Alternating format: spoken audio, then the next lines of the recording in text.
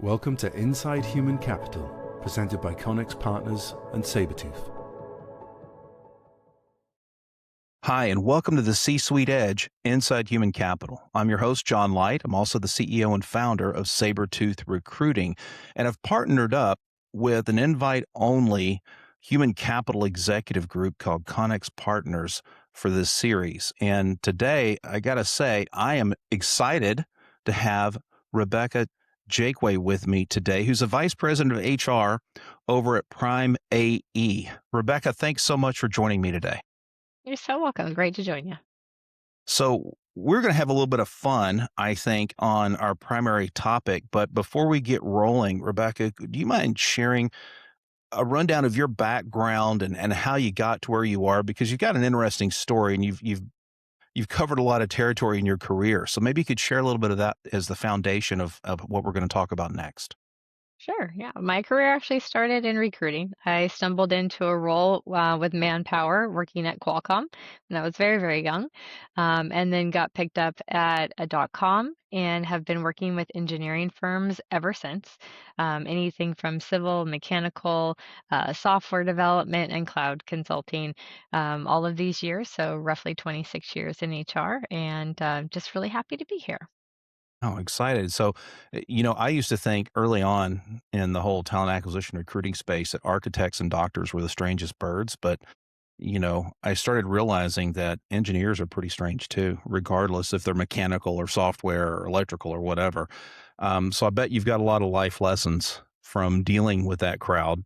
Um, and I imagine that one of those life lessons really comes from the fact that you've been involved in a lot of merger and acquisition activity. And, one of the biggest concerns people have, you start talking about M&A, it's like it's a dirty word or dirty term, especially if you're an individual contributor or there might be a threat of redundancy or whatever it could be. So I'm hoping that today we can dive in down the rabbit hole a little bit and talking about the fear, what's rational, what's not rational, and such like when it comes to mergers and acquisitions. Yeah. I think there's a lot of concern, fear, shock, and awe when it comes to acquisition, whether it's on the acquiring side or the one being acquired, especially the one being acquired. Normally comes as a surprise to individuals in an organization, whether it's 10 people or it's 10,000 people. It's always a surprise. Um, and it's a lot like a marriage. I've always described it as a relationship. So just like you're starting to date someone, you come to that place where you get engaged and then you get married and then poof, you have in-laws and family and a mortgage and you're sharing everything. Acquisitions happen the exact same way. So a lot of times it's, finding that conversation between like what's acceptable, what cultural values and things that am I bringing to the table. I don't just want to stick a round peg in a square hole kind of thing and just say, Right. yes, we all have to make it fit. This isn't an arranged marriage. We want it to be, a match made in heaven and come out of that honeymoon phase with, a long-term relationship. It's interesting because to me anyway, being in the recruitment business for so long, I've looked at the interview process, the hiring process often as speed dating in a sense, because you don't have a lot of time typically. You've got a meeting, 3 meetings, 5 meetings, whatever it is, maybe a panel where you're meeting the in-laws, so to speak. Um, but I've related that a lot of times to candidates that, an interview is just like you're going out on a date in a sense, different goals.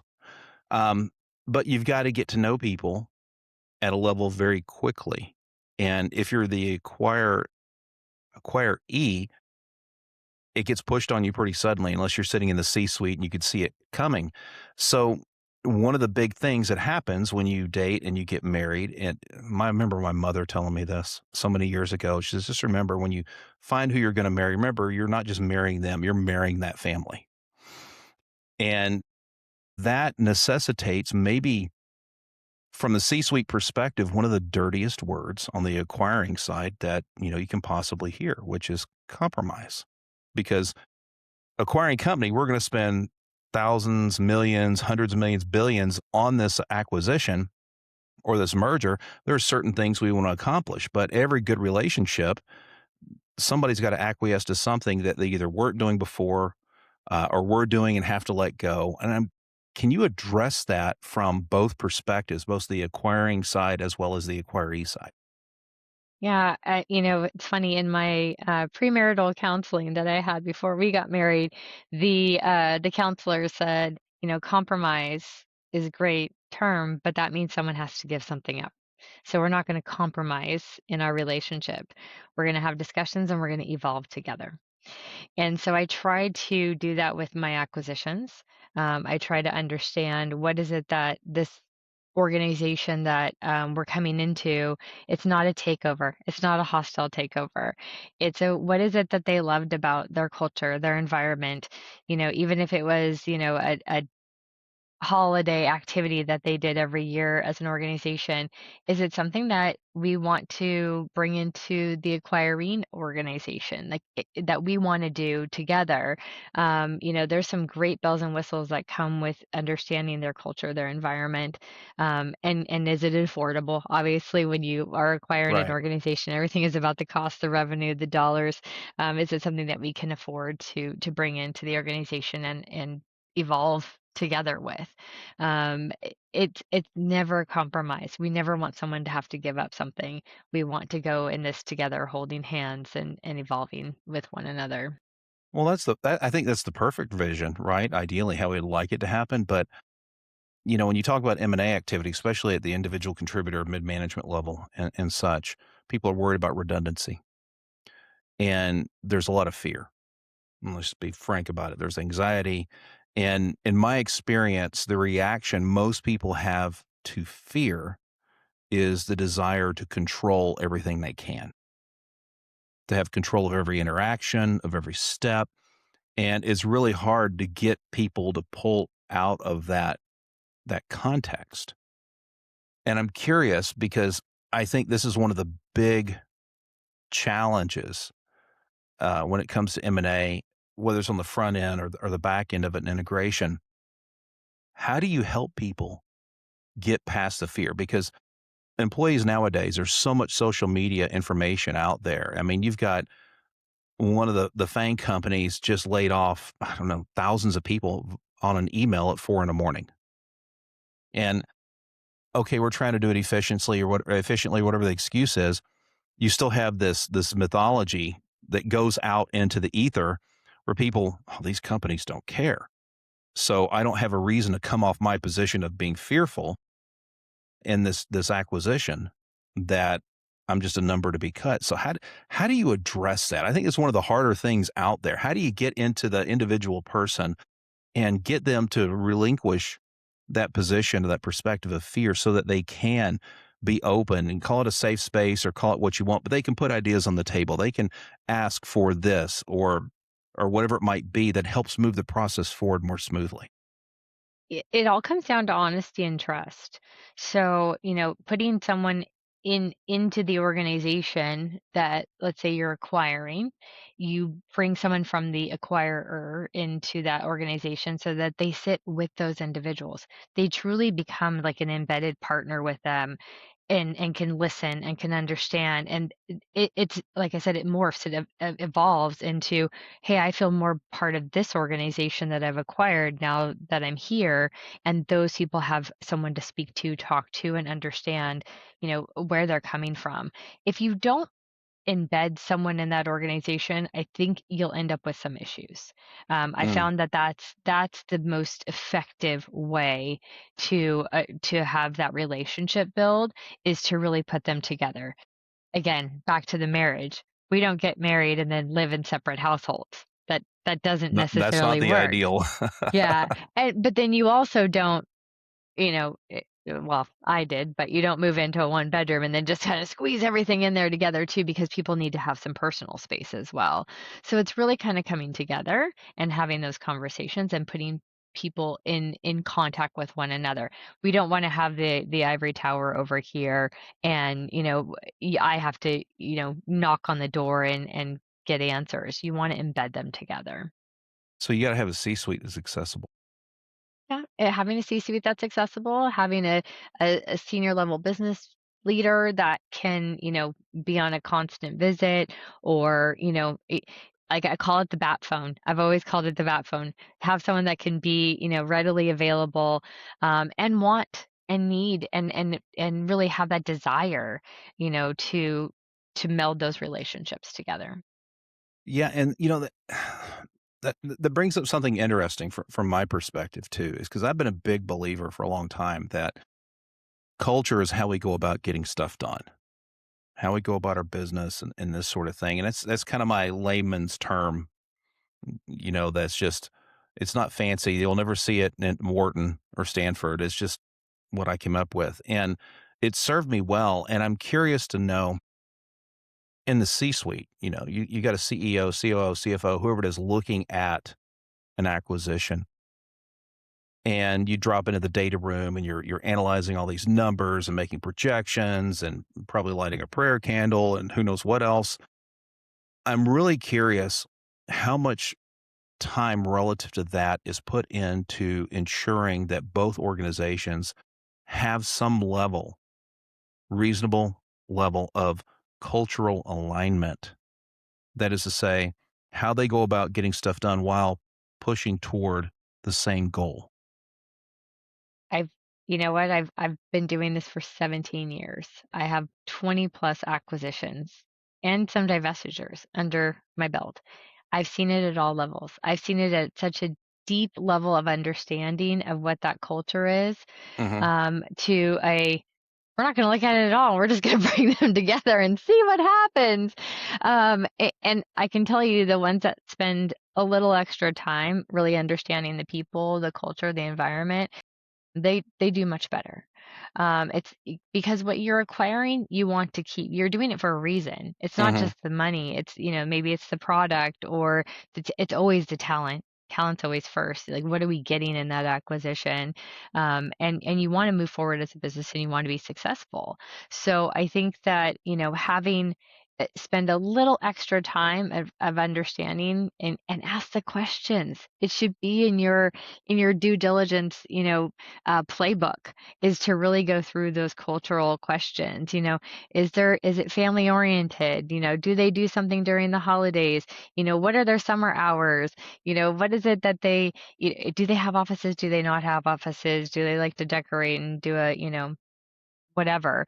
Is there something special that they do for awards that maybe you want to adopt? Really digging in a little bit deeper to that can really make or break the long-term relationship. Like I said, just like a marriage, just like a relationship.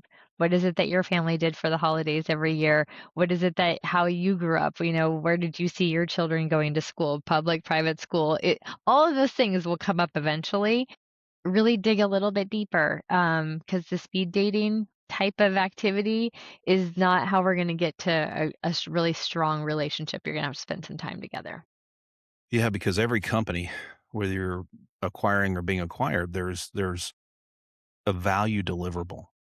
And I think the cultural alignment piece of it is incredibly difficult to quantify. It's not like we can put it on a scale and say, well, we're here and you're there, or vice versa, and we're going to come in and we're going to do this or do that or whatever it might be. And to your point, I've seen plenty of acquisitions too where it doesn't seem like anybody gave a second thought to it. But to your point, it's also like a marriage. You get into a marriage. I'll never forget. So I'm going to embarrass myself real quick, if that's okay. Um, I had my first anniversary rolled around after getting married, and I had this idea because I thought in terms of practicality when it came to gift giving. We needed a dining room table and chairs. We needed a place to work, a place to eat, a place to do all this other stuff. So guess what I got for that first anniversary? Guess what else I got for that first anniversary? It's An kind of called a cold exit shoulder. ticket out the door. I got an education. Yeah. Uh, and, I think that when you talk about acquiring a company, those things can extend quite a while. So I'm wondering if you could talk for a minute about when does an acquisition actually become completed from a people perspective and a culture perspective? That is a wonderful question, and one that I can't say I've been asked before, because most people will say it's completed when the integration list is done, or when the Hmm. systems are merged, or when the payroll is turned on, or when the benefits are all the same for everybody. I, I've worked at an organization where I can say that integration and that merger was never complete. I've worked at one Wow. where it turned into a divestiture 12 years later because it never really happened. The Mm, relationship, it was a divorce. The yeah. relationship never really happened because those cultural um, norms or those culture items were never addressed. They were never uh, taken into consideration. It was one-sided. And I've worked at others where it was almost instantaneous that it was like, yeah, we got the benefits, we got the stuff, but now we're one big happy family and they listen to us and we're all doing things together and we're walking down, this wonderful path. I don't know if there's a button that you can say this has been completed. I think it's a feeling. It's a feel. I just FYI, I just had my 25th wedding anniversary That's Tuesday. the Tuesday silver. morning. Yeah. Yes. And we asked the question we went to like a random dinner and we came home and he asked me the question, can you feel like it's been 25 years? And I said, no, it feels like it was yesterday.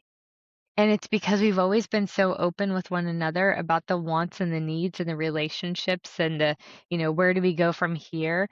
I think it's the same in an acquisition.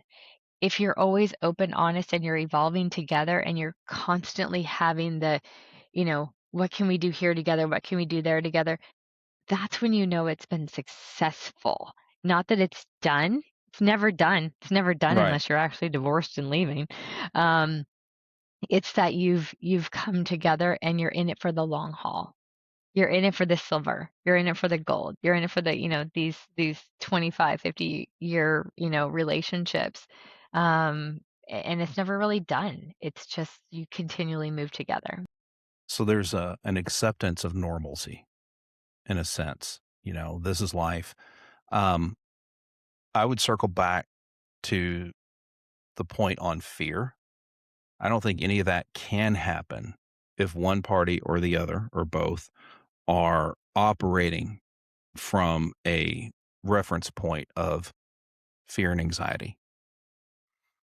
And, I think a lot of, let's just put it loosely, employees in those situations fall into that as a reference point and they become guarded.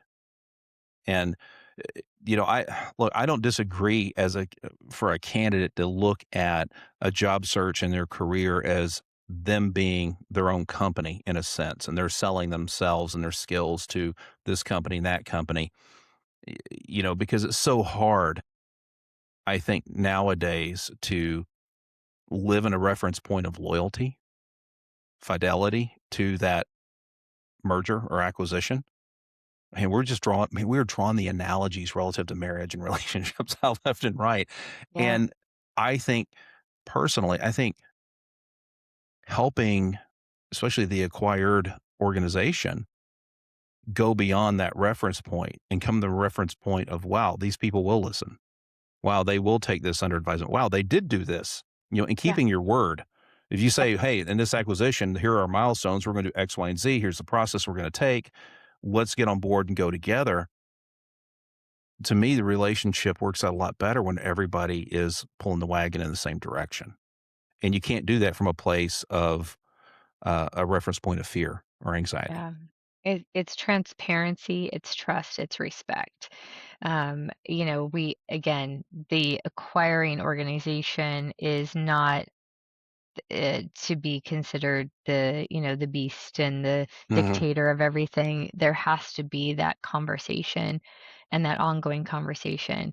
Yeah, there's going to be change, and that's okay. That's where the fear comes, is with that change. But being able to go in there and walk everybody through that change together. We're all in this together. We're all doing this. Hey, and maybe there's some improvement that comes out of that change. I'll use an easy one, performance review. So many companies have performance reviews. Maybe the acquiring company does it one way and the other organization that's being acquired either hasn't done it or has done it a different way.